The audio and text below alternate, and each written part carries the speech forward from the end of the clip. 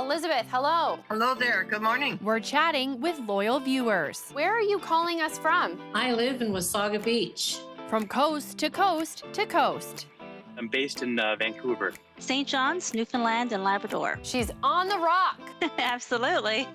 And beyond. Oh, I'm in Florida. About a year and a half ago, I moved to Belgium, but I still continue to watch Marketplace every episode. You're telling us how we've made a difference in your life.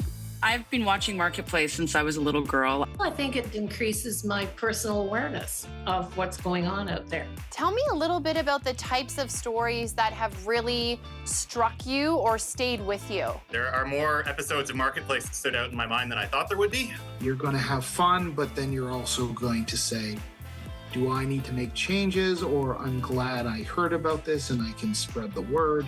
I think something that you folks do a good job at fulfilling the role of in Canadian society, you're often the first people to get to a story. In recent years, our team has inspired big change from some big brands. One of our most talked about stories, when we took on the so-called pink tax and got one of this country's biggest drugstores to change the price of its painkillers. Okay, so I got this. I got this. Even though these meds had the same active ingredients, Shoppers Drug Mart was charging more for the ones marketed to help with menstrual cramps. So same drug, same amount, same number of capsules. How much is yours? $60.99. $11.49. On sale, originally $13.99, but still cheaper. That is a serious price difference. Yeah. Shoppers Drug Mart's parent company, Loblaw, tells us they didn't compare the prices of Maxidol and Aleve before putting them on the shelf. You're doing really important work for Canadians. You're really changing the way that companies are doing business in Canada. I think it's really nice because we, like, the consumer can't do that, right? We have no voice. The fact that they care what you think is pretty impressive. Another company that made a change after we exposed what was happening at one of its stores, Mobile Clinic. We wanted to know if repair shops are snooping through our stuff.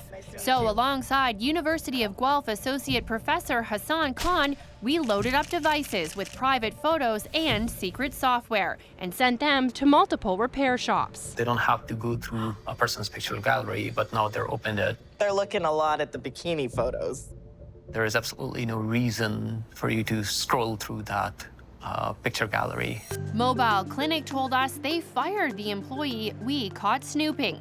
After we shared our findings with the company, they reached out to Hassan to improve their data security training. Well, I do remember that episode and I felt very, very icky watching it, to be honest.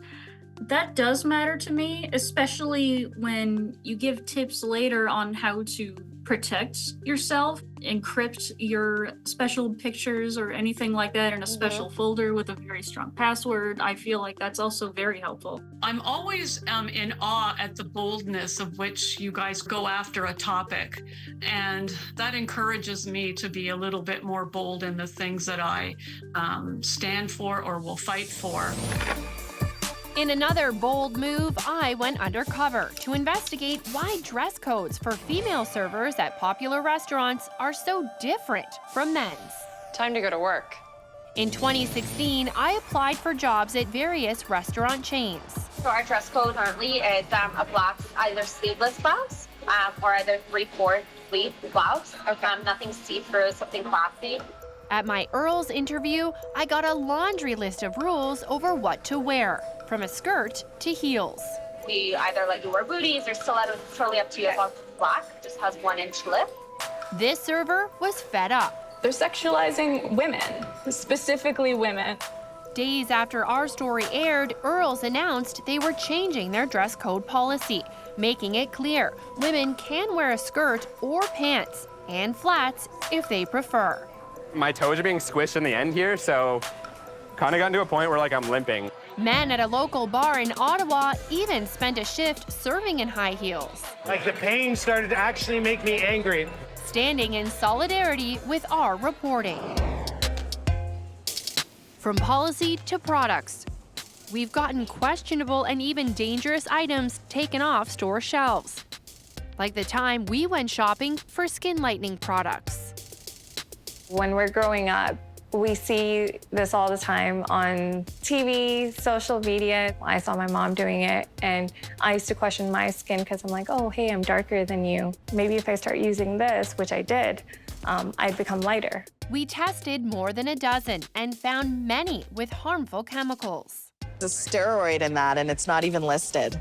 Oh, wow. I feel like more women, African women, need to know about this because they use this every day. That's definitely cheating on your consumers, right? Because you have to mention what's in the product. To be honest, right? That's not ethical. While some companies claimed the products we bought were counterfeit or didn't respond to our questions, many of the stores selling them took action, including Clore Beauty Supply. So this is where we used to have our skin lightening products, and we've removed it until further notice. After you guys called us, we decided to pretty much recall anything that we sold. If the customer wants to bring it back, we will give them a full refund. I'm so glad that you are actually taking those off store shelves so that they're no longer impacting Canadians and that we're no longer buying these products that are dangerous for us. For years, we've been exposing the flaws in fast fashion too. 164.6 grams. When we lab tested clothes we bought online, AliExpress, Shein, and Zeffel all pulled the products that we found had high amounts of toxic chemicals, including this kid's coat from Shein, found to have nearly 20 times the allowable limit of lead. I think this trench coat is hazardous waste. After our test, Health Canada issued a nationwide recall. But it's not just what's in your clothes, it's also where they're coming from. In 2021, Reitmans stopped selling clothes that we tracked to a factory in China, suspected of using and mistreating North Korean workers. And this is the price we're paying, truly, for cheap clothes. No, this is the price they're paying for our cheap clothes. The company said their own audit didn't raise any concerns, but they say they cut ties with the supplier anyway. How prevalent is forced labor in China's tomato trade? The prevalence is indeed industry-wide. Our deep dive into shipping records also uncovered a tomato paste supplier sourcing tomatoes from an area in China linked to forced labor. I think supermarkets have the biggest responsibility out of them all, right? I mean, they are putting products on their shelves. After we told them, Whole Foods removes the product from their shelves. They say out of an abundance of caution and cut ties with the supplier. If they have any type of moral compass, right, they won't hold these type of products in their stores. These types of stories, you say, stick with you. I think what I enjoy so much is how Marketplace focuses in on ordinary things and looks at some of the more difficult issues that are behind it. We have actually made a number of purchasing decisions and things like that based on stuff that we've learned on your show. So we're great proponents of what you guys are doing, and we try to encourage others to really pay attention to it. Coming up, Okay, let's do it. just how deep we'll go to bring you the real story. All right, here's some bins. They're still good. Next. This is your marketplace. You're telling us about the mark Marketplace has left on your life. Marketplace is such a wonderful resource for consumers. I've used it as a resource in media class. And how our biggest stories have impacted you. You make it real. You know, we're up against, these huge companies, and you guys have the ability to break it down so the common person understands how to read the information. You make it user-friendly. We never shy away from bringing you the full story, sticking with it until we get results. I think you guys go a little bit more in depth, and for us as a regular consumer, I think that's great. We dig deep for our stories, even into dumpsters. Parmesan cheese, 4 months till its best before date. From grocery stores throwing out perfectly good food here at home to tracking Canadian plastic waste meant to be recycled overseas in Malaysia. This is Canadian Tire. This is Marketplace IGA. This is Real Canadian Superstore. Compliments, water, the dollar store. Our reporting has made you think seriously about the impact of your clothing consumption, too. Clothes! That's close. Clothes! Calling out sustainability claims alongside students. It says that just the pocket lining is recycled polyester and everything else is just like regular material. It's a really small part of this. And highlighting the desperate need for all of us to buy less. Canadians generate about 500 million kilograms of textile waste every year. That's enough to fill about 15,000 trucks like that. Even tracking Canadian cast-offs burning in Kenya. It really impacted me because I also went to visit like Uganda and Kenya just this past summer. Wow. And there you can see the secondhand markets there, how huge they are, but also then all the waste that doesn't get sold there. And I was able to see that in real life for myself. Wow. And I thought that was super interesting. You've come to count on us to keep tabs on some of this country's biggest scams. The other one that really stuck in my head was on the scammers and the call centers in India and the people getting scammed here back home. So that really stuck in my head that these people are taking advantage of us. They took everything we had in our accounts. So almost $200,000. Yeah, almost $200,000. Yeah, I know. It's a crazy thing. We've exposed how scammers play on your emotions to get your cash. So he asked me to invest, right? And I say that I don't believe this kind of the investment because I heard a lot of the story. And he said, you don't trust my love, okay? I'm very disappointed in you. I always try to be very intelligent, but I fall for this. Many of you wrote in and told us about scammers offering you free trials of skincare products, but then sneakily sign you up for a subscription you didn't want. Check my Visa more closely, and I started seeing charges for $161, $154, and there's more. We exposed driving schools willing to skirt the system. We know that people don't have time to attend to these 20 hours of classroom and stuff. So we have what we call option B, and so we allow you to come to our school to fill out the document. We're sort of breaking the rules a little bit. You guys are striving for that change, right? And going to the government and going to the people that make the legislation. I feel like that's the root cause, because it all starts from the top.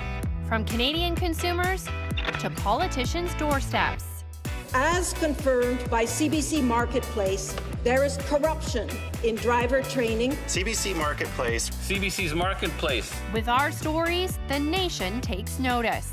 This is a CBC Marketplace study. Any of us can avail ourselves in watching it. If you haven't watched it, you really must.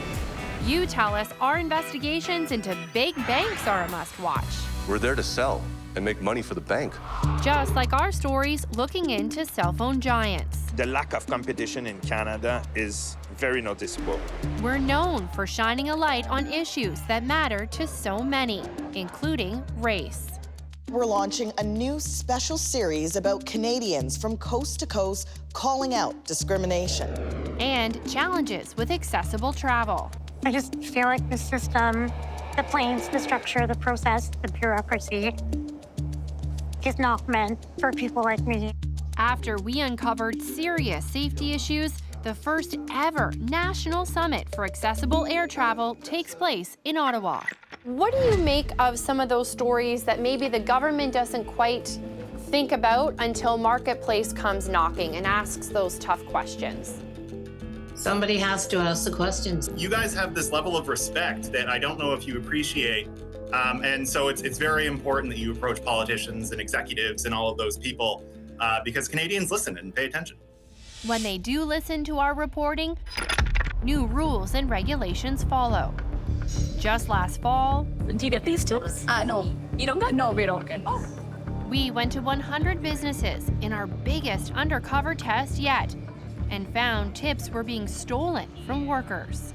If I leave you a tip, do you get this tip? No? Do you know who gets it?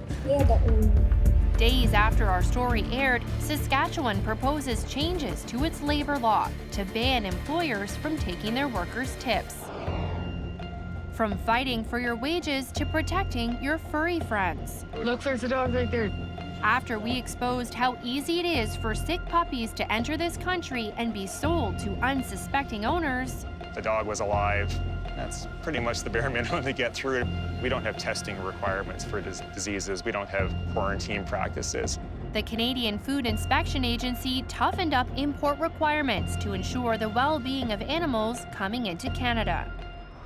We fought for better conditions for some of this country's most vulnerable people, too. Seniors living in long-term care homes. She's been waiting to use the washroom for like an hour. Ontario introduces stronger punishments for homes who break the law repeatedly after we discovered there were virtually no consequences for those that do. I think the most important thing is opening people's eyes. I think it gives the general public a feeling of confidence that someone's looking out for them. So I feel like we have a champion in our corner. We have this resource that is going to help us be better consumers, be better citizens. Coming up, from demanding action, are you happy with how fast we're moving? Because consumers are not. To demanding answers. Don't you think you're breaking the trust of your clients? Our most explosive interviews. Do you have anything to say to these people who say that you rip them off, sir? Next. This is your marketplace. If there's one thing we're known for, it's demanding answers from those in charge. You guys are kind of like our advocates in that way, and you can hold them accountable. When I see you going up to a door and I'm hoping that someone's going to answer the door, and when they don't answer the door, I cross my arms and I just say, you know, what are you afraid of? Why are you so afraid to come and speak to these wonderful people? When you've been scammed, shortchanged, or felt left behind, our team tracks down those who are falling short. Like the time we confronted a farmer that our surveillance caught picking up produce at a food terminal, then passing it off at markets as homegrown. Consumers are paying a premium for your product because they think that you grew it. Are you ripping people off? No. Why would you say something like that? Days later, he admitted to selling that food terminal produce from his market stall because, he said, he believed it benefited his customers. How are you doing? We asked this so-called psychotherapist about his fake credentials, a PhD we learned came from a diploma mill. Don't you think you're breaking the trust of your clients? I'm not. I'm using my knowledge and skills. And this phony doctor peddling a fake cure, we questioned him too. Sir, we've been trying to reach you. I think as you know, there are many claims that you've made about being able to cure cancer. And Never have. What do you say to people who say that you... There is no cure for cancer. We've recorded you repeatedly claiming that you can cure I've never cancer. said that. Sorry. You're not welcome. We demand answers from your politicians. We have an internal memo that's from the company that runs Ontario's drive test centers. It admits that there are driving examiners who have taken bribes for road test passes. What's your government going to do about it? There's absolutely no room for any of that. Ontario does have the safest roads, but that being said, more work needs to be done. We've heard this before. I just hope we can follow up with you about that. Thank you. We followed up with this country's environment minister too, checking in on his government's plan to get us all driving EVs. Are you happy with how fast we're moving? Because consumers are not. I want us to move faster, of course. And prompt promises from the Minister of Transport for tougher laws to protect your car from thieves. Do you want to commit to a timeline for that today on when Canadians can expect to see that happen? We will put something on the table in 2025. We even confront those charged with breaking the law. Since you've been arrested, dozens of people have come forward to say that you ripped them off, that your companies ripped them off. Do you have anything to say to these people who say that you ripped them off, sir? Anything at all? Anything that you would say to these people? While we wait for their case to be heard in court, we promise to keep on fighting for fairness and for you. I think that you guys bring up topics that are super important to Canadians and is super relevant to my life. So I love it. I love your show. Thank you and for all that you do. And it's more than 50 years. Honestly, it's just such a quality program. Keep on doing exactly what you're doing, and we will keep watching every week. Well, thank you. We appreciate that so very much because we can't do it without viewers like you. This is your marketplace. This is your marketplace. This is your marketplace. And it will stay that way.